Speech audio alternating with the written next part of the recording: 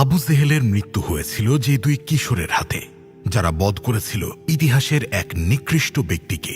নিতান্ত বালক বয়সে যারা নবী করিম সাল্লাল্লাহু আলাইহি ওয়াসাল্লামের ভালোবাসায় ঝাঁপিয়ে পড়েছিল যুদ্ধে আর দেখিয়েছিল নবী প্রেমের উন্মাদনা, তাদেরকে নিয়ে বলবো আজকে।